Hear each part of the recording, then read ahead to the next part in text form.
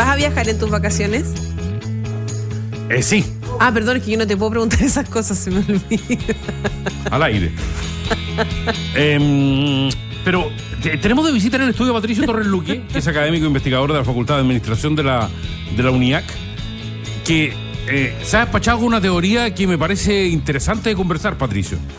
Tú dices que no basta con que vengan más turistas, porque puede crecer el número de turistas, pero no crece el número de gastos de manera proporcional.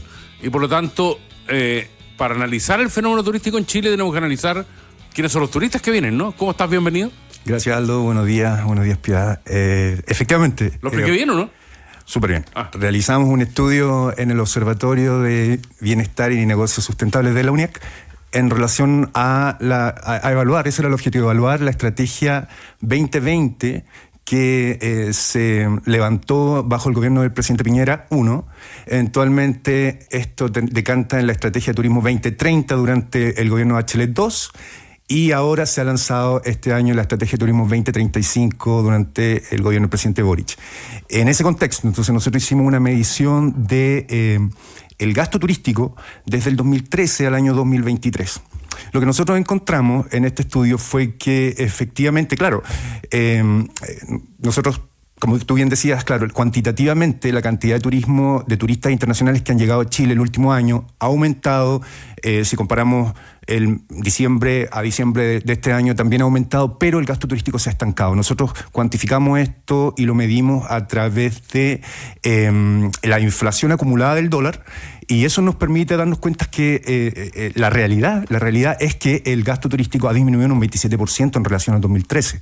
Entonces, efectivamente, estamos trayendo turistas, están llegando turistas, se está reactivando el turismo, pero no hemos agregado valor a la oferta, y ese es el problema. Pero ¿cómo eso como que uno lo puede entender como algo contradictorio? O sea, vienen más turistas, pero no están gastando más. ¿Cómo sería eso? Es como que no están contratando, por ejemplo, no sé, me imagino, claro, vienen y necesitan transporte, necesitan hotelería, eso me imagino está un poco, no sé si subsanado, pero se entiende. Pero, por ejemplo, no están contratando o gastando en experiencias, en compras. ¿Cómo es eso? Comen en la calle. O en restaurantes, claro. Sí, eso igual es una experiencia turística, es válido. Sí, absolutamente. El mote con huesillo en la calle es parte de la experiencia Chile, ¿o no? Existen varias hipótesis ahí que nosotros hemos detectado. El turismo sostenible es algo que se ha venido hablando hace muchos años en nuestro país. Sin embargo, cuando analizamos cifras, por ejemplo, la cantidad de servicios turísticos, alojamiento, restaurantes, tour operadores, agencias de viajes que tienen el sello o la certificación básica de sustentabilidad, que se llama la certificación de compromiso sustentable, nos damos cuenta que un 1.5% aproximadamente de todo el universo en Chile posee esta certificación. Cuando nosotros analizamos la teoría a nivel internacional, nos damos cuenta que el turista que busca gastar en destinos turísticos sustentables, vale decir, que el destino tenga una consideración completa, una contabilidad completa respecto del impacto que tiene el turismo en el destino, en cuanto a medio ambiente, en cuanto a mejorar la calidad de vida de los residentes, en cuanto a mejorar la economía y que esta economía permee a las comunidades locales. Entonces ahí nosotros nos damos cuenta que los datos nos indican que es una muy mínima parte de los servicios turísticos que han tomado el sello básico, ni hablar del sello de sostenibilidad que hoy día mantienen muchos alojamientos y tour operadores. Por ejemplo, esta cifra alcanza un 3.5% del total en Chile. Entonces, son cifras muy bajas. El turista post pandemia se ha investigado que está gastando mucho más dinero en destinos sustentables, que la calidad se refleje en un compromiso de la sustentabilidad con las comunidades locales y con los residentes del área. Patricio, más allá de mi aspecto jovial y lozano, soy un gallo muy viejo. En una época cuando, a comienzos de los 80 te hablo, cuando mochileaba, en ciertas regiones de ¿Los Chile... 80? A comienzos de los 80, sí. Ponte tú, en Chiloé solo había turismo mochilero, ¿ya? Y había muy poco, qué sé yo, los Triancuda, había... Y la gente en Chiloé reclamaba muchísimo porque llegaba un turista que, claro, que era entusiasta, que quería ir a todas partes, pero que no dejaba ni uno. Exacto. Que se alojaba en los albergues juveniles, ponte tú. O se quedaba en la plaza. O se quedaba en la plaza dando vueltas, o ponía una carpa. Yo muchas veces dormí carpa. Lo que costó muchísimo cambiar, pero para eso hubo que hacer una inversión. Y hoy, pucha, hace poco fui a Chiloé, reclaman que ir a turistear a Chiloé sale súper caro. O sea, que los hoteles son muy caros, que la comida es muy cara y que todo es muy caro. Y por lo tanto, en esta cosa pendular, en 40 años cambió muy dramáticamente. ¿Cuál es el camino correcto para encauzar el turismo que más favorece a las regiones? Sí, yo creo, Aldo, la respuesta es la regularización. En Chile tenemos un grave problema en cuanto a esto. Nosotros detectamos también, por ejemplo, hace un par de semanas nos juntamos con FEDETU, con la presidenta Mónica Salaquet, y también nos juntamos con gente de la subsecretaría para analizar el tema en un debate en cuanto a cómo estamos abordando este problema y específicamente de estas plataformas como Airbnb, por ejemplo, que han democratizado el turismo, pero como tú bien dices, esto provoca... Cuando no se planifica correctamente, esto genera un turismo de masas que deriva y decanta en turistificación. ¿Qué significa esto? Que lugares que no se habían planificado para el desarrollo turístico, que se dio un condominio, que se había proyectado para comunidades locales, etcétera, decanta finalmente en turistas internacionales que con estas plataformas que evaden impuestos, que no exigen un mínimo de regularización sanitaria, genera un impacto. Mira, hoy en día antes de venir yo chequeé en Santiago el alojamiento por Airbnb más barato y fíjate que tú tienes habitaciones en departamentos por 12.000 pesos. Entonces, imagínate, un hotelero o un hostel que está con todas las de la ley, que tiene que pagar impuestos, etcétera, es imposible para él competir con esos precios. Entonces, genera y no solamente genera problemas para la hotelería, sino que también para las comunidades locales. Fíjate tú que en Cucao, como tú decías, en Chiloé, hace algún tiempo, ¿cierto? Nos fuimos a dar una vuelta para allá y vimos que la fiesta de la luna que se realiza en Cucao, por ejemplo, la gente está harta del turismo. En San Pedro de Atacama, la gente está harta de los turistas que van, generan un impacto potente, negativo, y no permea la economía a las comunidades locales. Entonces, ese es un desafío que tenemos que abordar y que, pese a los esfuerzos que el gobierno ha planteado y ha levantado, como la nueva ley de turismo que está en carpeta ahora en el Parlamento, pero no hay un pronunciamiento, salvo el de la Fiscalía Nacional Económica, que dice se debe regularizar. Ahora, Aldo Piedad, esto no significa que nosotros estemos demonizando el Airbnb, no. Nosotros queremos... o el llamado de la Fiscalía Nacional Económica fue a que se facilite la regularización, que se den las condiciones para que la gente que está rentando sus departamentos, rentando casas, ¿verdad?, pueda facilitarse el acceso a que ellos puedan regularizarse, y esto repercute en la calidad del turismo y en el gasto, evidentemente. Ahora, eso es un fenómeno también, Patricio, que se está viendo a nivel internacional, esto de que ya no queremos a los turistas, de que... de hecho, hay manifestaciones, hemos visto en Europa, o sea, un poco atacando también a los turistas, insultando. Eso en Chile no se ha dado, pero sí, dices tú, está como la sensación de que ya no queremos que vengan no digo invadirnos, pero hay sectores de Chile, como decías tú, por ejemplo, San Pedro de Atacama, donde en realidad está lleno de turistas todo el tiempo. O sea, la gente en San Pedro de Atacama no tiene una vida de un poblado como podría haber sido hace un tiempo, donde, o sea, está todo siempre plagado de turistas, con un cambio masivo de personas que pasan por ahí constantemente, que se van unos días, se van, y en ese sentido, claro, la población, me imagino, aprovecha el turismo en términos económicos, pero si no está viendo un ingreso sustancial, al final terminan siendo una molestia por la cultura también de los turistas, ¿o no? Efectivamente, y no solo por eso, sino que también porque en estos pueblos las familias son más tradicionales, no están acostumbrados a las repercusiones en cuanto al exceso de alcohol, drogas muchas veces. O sea, en San Pedro ese es el problema. Ese es el problema. Además de los perros. Entonces, claro, el turismo de masas, cuando es bien planificado, no es un problema. Fíjate tú que en España tienen turismo de masas todo el año.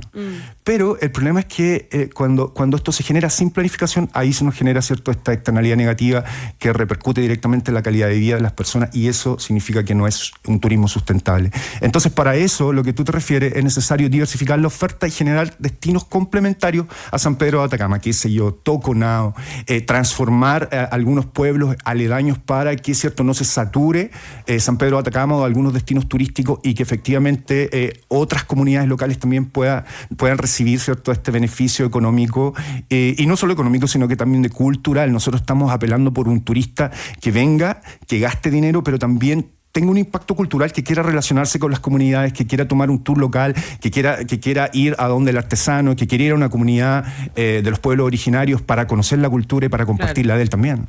Pero es que es un tema bien... A ver, digámoslo, el Valle de la Luna sin alguna cosita o sin encender alguna cosa no tiene el mismo encanto. 1. 2, en Isla de Pascua... Yo fui al Valle de la Luna 100% sobria y lo pasé el consumo de droga en el desierto chileno, digamos. Ver la luna con... Bueno, en fin, a lo que voy es Isla de Pascua, por ejemplo. ¿Qué está pasando? Isla de Pascua que durante mucho rato soportó un nivel turístico muy, muy elevado, ¿ya? Pero que en la pandemia entendió lo que significaba vivir sin turismo.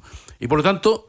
la pregunta es, Patricio, ¿tenemos la regulación necesaria en yo te diría, los 4 puntos más importantes del turismo en Chile? Que son las Torres del Paine, que es San Pedro de Atacama, que es Rapa Nui y que es la nieve durante el invierno con la presencia de los brasileños. ¿Tenemos la regulación necesaria, no? Lamentablemente no. O sea, por ejemplo, Pucón. Hace algunas semanas se realizó la municipalidad de Pucón, una municipalidad turística. Ellos realizaron un congreso en relación, por ejemplo, a la regularización. Ellos han tratado, por ejemplo, de dar las facilidades a quienes rentan Airbnb, han puesto multas. Sin embargo, no ha resultado, a ver, el modelo de Airbnb, por ejemplo, hay una posibilidad de que cualquier persona en Chile puede meterse a la página, ¿cierto? Dejar sus datos y ser un guía turístico, sin ningún tipo de certificación de idioma, sin ningún tipo de certificación. O sea, cualquier persona puede ser un guía turístico en desmedro, por ejemplo, de la gente que ha estudiado idiomas, que ha estudiado turismo, que sabe cómo tratar al turista y sabe cómo mejorar la experiencia. Cualquier persona hoy día puede hacer eso, por ejemplo. Entonces, hay una falencia, se está hablando del tema, pero no hay una acción concreta de parte de las autoridades ahora mismo, y hablo desde la Subsecretaría de Turismo, que tiene que ver con esto, para poder, ¿cierto?, generar esta facilitación que habla la Fiscalía Nacional Económica. Entonces, ese es el problema. Cuando nosotros tenemos cualquier persona realizando actividades turísticas o ejerciendo la labor de guía o la labor de anfitrión, sin contar con las competencias necesarias para ello, eso repercute directamente en la calidad. Ahora, otra cosa que Airbnb genera, por ejemplo, tiene que ver con un impacto que genera en el marketing internacional. Esto es la imagen de Chile al mundo, la imagen proyectada, ¿no? Y la imagen, como ustedes bien saben, ¿cierto?, se genera a través de acciones pagadas por el gobierno. Chile Travel es la agencia que se encarga de promocionar a nuestro país en el mundo, pero también existen noticias o fuentes de información autónomas que hablan sobre Chile. Nosotros hicimos un estudio el año pasado y, por ejemplo, estos basurales de ropa que existen en el desierto de Atacama, esto fue noticia mundial. Este tiroteo que hubo en el aeropuerto de Santiago fue noticia. Fíjate que previo a la pandemia, 2 familias de doctores brasileros murieron en el barrio Bellas Artes porque rentaron un Airbnb y no habían instrucciones claras para usar la calefacción en invierno. Estamos hablando julio.